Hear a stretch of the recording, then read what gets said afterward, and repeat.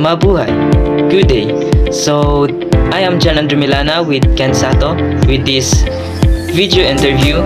So, this video features an insightful interview question using PEST and SWOT analysis with Ma'am Everlinda Gonzalez Sato on the business environment analysis.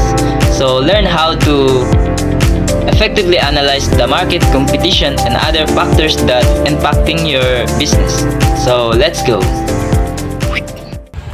Hello ma'am, good afternoon. Let me introduce myself first. I am Kenji Sato. I am from the Crystal College and I am 18 years old. So we are here to make an interview about your business. So first of all ma'am, kindly introduce yourself first and what is your business all about? Okay, good afternoon everyone. Good afternoon, Ken Sato.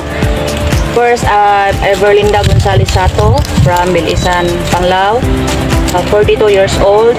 Akong business mauni Lean and Green Trading Corporation, network marketing no. Kabalo naman ta sa ato ang panahon karon, online business na ta. So pwede ta makahatag og flyers unya sa amo ang business na ami bestseller na mo ang Slimming Coffee. Mao ni siya unya napatay daghang product no. Makita na to sa atong packages. Kung ganahan mong mang-inquire pwede ra kayo. So this is the first question ma'am. So this is all about the political and it is given from our teacher. So first question, how do government policies, regulations or takes impact your business operations? So nakapekto ba ang mga government nga rules or policies sa imong business? So far kung dili illegal, dili man siguro makaapekto no, pero ang ato alang nga kuan gyud o unsa atong mga presentation or asa ta mag-conduct o mga kami sa network marketing mangita man gyud mi ka-presentan. So kinahanglan yung legal basis ta mangita gyud ta og mananghid ta sa barangay or sa asa sa kuan asa ta mag-conduct o presentation. Kinahanglan legal gyud aron formal ag atong hapsay nga ato ang pag-present sa ato ang business. So okay ma'am, so these are the next questions about the economics. So what economic factors, inflations, interest rate, exchange rate have the most impact on your business? So nakaapekto ba ang economic factors sa imong business? Like for example sa inflation, sa pagtaas sa mga paninda, nakaapekto ba na sa imong business? Siyempre nakaapekto gyud kay sa amo sa ato nga product karon, ato nga product although effective siya pero na gyud siya mahal gyud siya niya.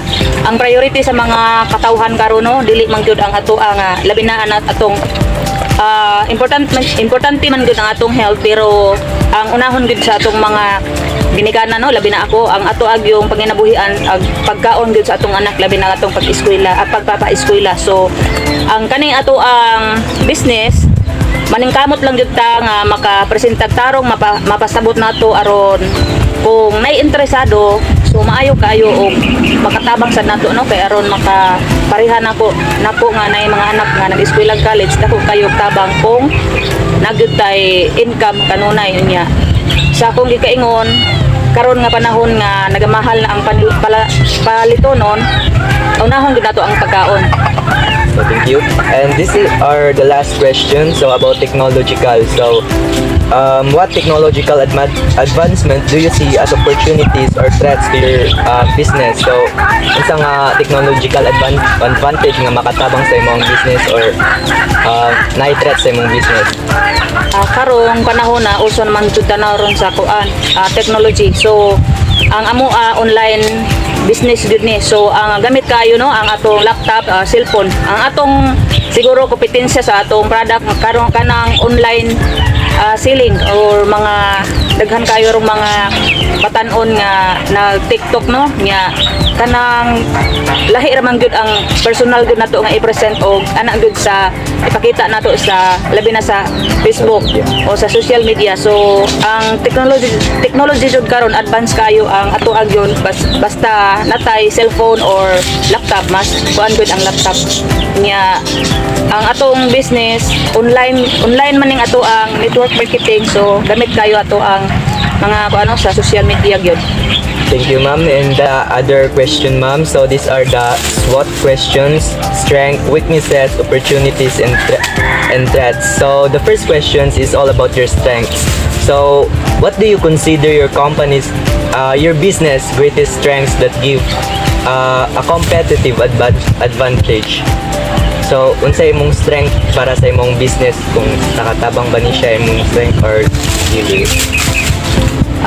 Sa kuano kanang panginabuhian, dako gyud kay sa tabang, labi na kung daghan siya mapasabot nimo tarong ang ini-present mo sa product niya. Ang amoa dire kuan lang invitation niya, mag-schedule mig mga kanang presentation every barangay or mga purok meetings, o dadto na mo sa opisina dito sa Tagbilaran no niya kana kung mapresenta nimo og tarong niya mapasabot nimo, ngunit na gyud nimo ipamugos ang among business.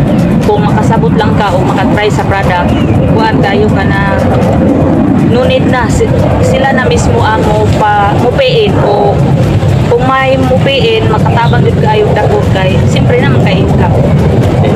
So, these are the next question, the second question about your weaknesses. So, what challenges or limitation does your business currently faces? So, unsay ang mga challenges na imong na encounter sa imong business?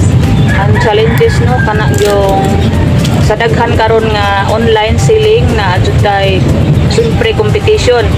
So ang weaknesses namo anay kaning pag-invite gyud og mga guest. So nagdalhon namo sa office unya kana sang magpa-schedule mi nga dili mi ka basta-basta masugtan sa labi na sa kapitan mananghid mi o sa mga purok leaders unya.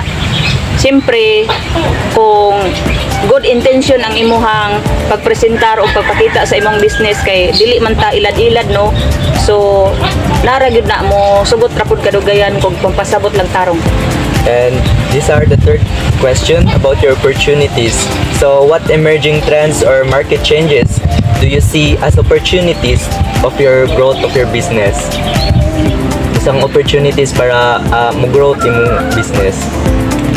Sa amo ang network marketing sa Lean and Green, mo-growth jud siya basta imuhang lihokon, imuha lang sigihon lang nimo og lakaw, imuhang i-goal gyud nimo, i-target nimo nga nakay padulngan. So kung magkugi lang jud ka na jud kay income nga dili lang ingon nga ordinary income, basta dublihon lang nimo trabaho, daghan jud po dili jud ingon pod nga zero po dag imuhang account kay naaman ta sa Lean and Green, naaman tay kaugalingon nga account nga adto makita tanan imuhang income kung magkugi lang jud ka. So that's all, ma'am, and thank you very much for interview us. Okay, thank you kaayo sa pag-interview ken Sato, og salamat kaayo nga na-introduce pod ang ako ang Lean and Green no. Aside aning Lean and Green, asad ko'y buy and sell nga like sa Avon or sa PC unya. Oportunidad na to karong panahon nga kinahanglan jud tang mag-extra income, dili ta magsalig sa ato pare sa kinabuhi, labi nagnatay di pa eskwela og daghang tag mga anak inya, labi na karon nga mahal na kayo ang panaliton. Og thank you kayo sa paghatag og panahon. Good afternoon. Thank you.